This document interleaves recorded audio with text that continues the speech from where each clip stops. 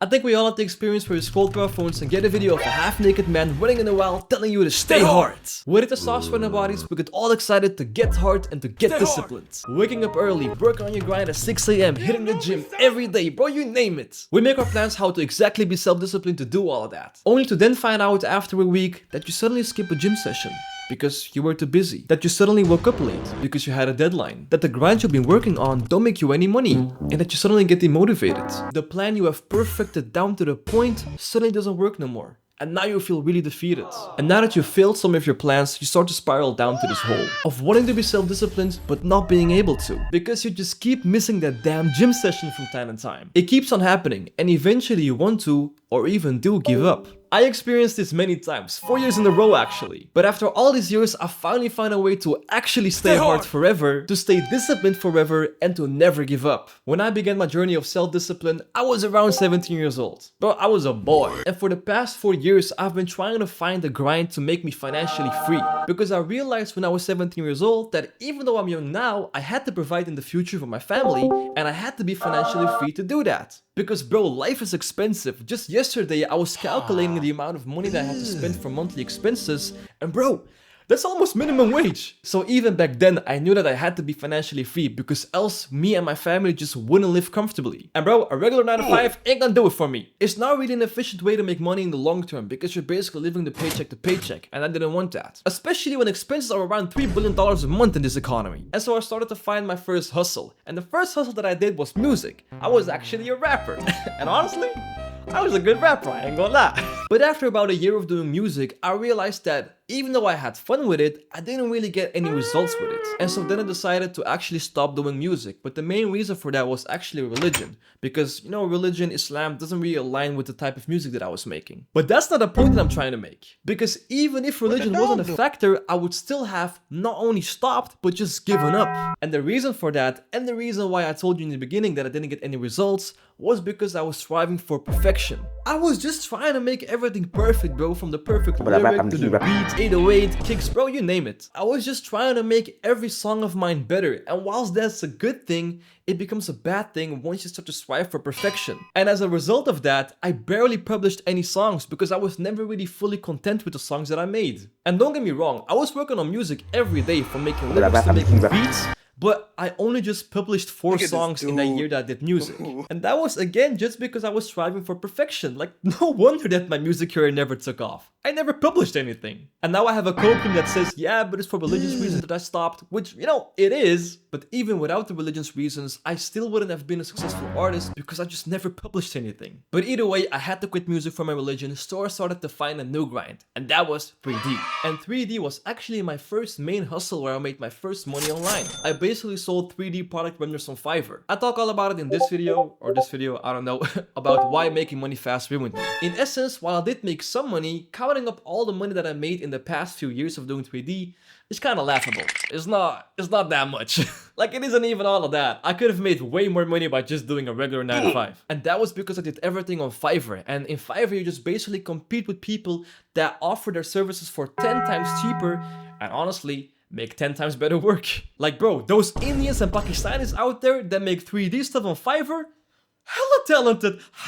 How am I going to compete with them? Bro, I could never have that good 3D skills like them. Especially in Fiverr, if you don't sell consistently, you will get put on like page 50 or something. And you don't want to be in page 50.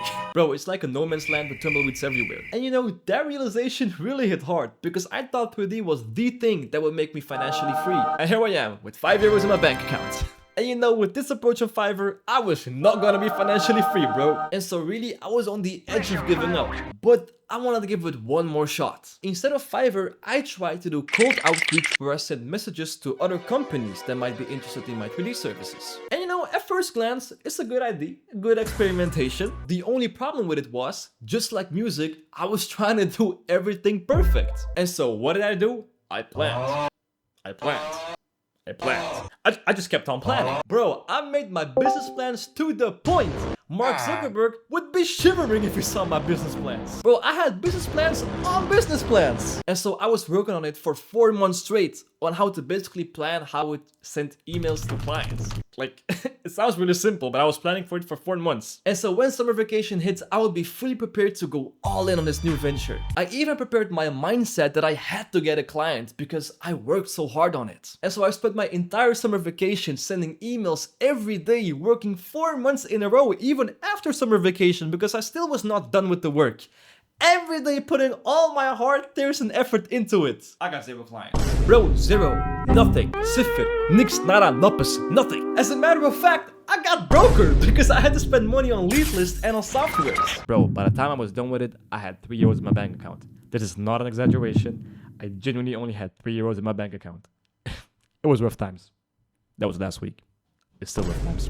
And bro, I felt so defeated. Like, imagine working and planning months and months on end to then basically get 0 results. I was deep down, bro. Like, I was thinking of why this has happened to me. This is so unfair. I should deserve better. And because I worked so hard by striving so much for perfection, the moment that it didn't go the way that I wanted it to, I just wanted to give up. I just put so much physical and mental strain to it. And then I decided to not pursue 3D anymore. And you guessed it, I have copium again. Because I'm telling myself that it doesn't really align with my purpose. Which, you know, is true. I would just never want to do 3D services for like 50 years. I would just hate my life. The same way that I would hate my life if I was doing a regular 9 to 5 for 50 years. It just doesn't really align with my purpose. And whilst that is a fact, the same reason that I stopped doing music for religious reasons, if it wasn't for my purpose, I would probably still have given up.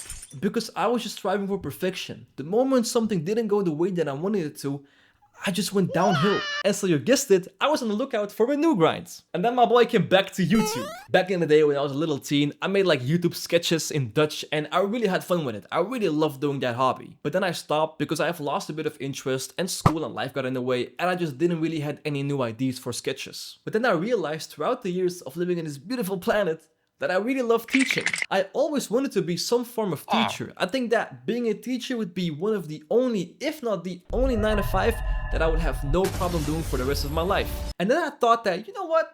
Maybe I can give YouTube another try again. Because, you know, YouTube is the most accessible way to reach people and to teach people something. And the beautiful part of YouTube is that the watchers decide if the video is of good use. Because if they find it useful, we just keep on watching the video. And that's amazing. And so if you still watch this video, then it means that you find this video somewhat useful. And I'm really happy to have that thought. Like, I really feel honored that you actually find this video useful and that you keep on watching this video. So thank you, man. I appreciate it. But this time, I'm gonna do something different. Because I learned something important from the past 4 years of doing multiple grinds and basically failing all of them. I am not gonna strive for perfection anymore. Because it just doesn't work. Because else I would have the same problem as me never publishing any song. Because I was trying to create the most perfect song. Something that just doesn't exist. Because else I would have the same problem as me preparing months and months on end to just simply send emails. Having like plans on plans to have the same outcome, thinking I'm all for one. And then the moment something doesn't go the way that I wanted it to, I want to give up. You don't have to be perfect with self-discipline, because that's the reason why you're not self-disciplined. I realized that the real thing that does work and does keep you on being self-disciplined, to keep striving forward and to never give up, is to actually give yourself room for error. Allow yourself to make mistakes, failures and losses, as long as you turn those losses into lessons. Bro, I told you I was a good rapper. The moment you give yourself room for error, you realize that, okay, if something doesn't work, that's alright, no problem. I'll just try to find a new way to make it work. And just keep doing that again and again. This differentiates you from a person that is self-disciplined and that isn't. The person that isn't self-disciplined is just the one that doesn't try again and just gives up. The one that is self-disciplined is the one that keeps on trying again and never gives up, even if it takes 50 times. As a matter of fact, the more you fail and the more you try again, the more self-disciplined you become. Because the non-disciplined man would have already given up. So in order to be self-disciplined, you can't be perfect. You have to make mistakes, because else you just won't improve. The only moment that you aren't self-disciplined is the moment that you don't try again, because that's when you have truly given up.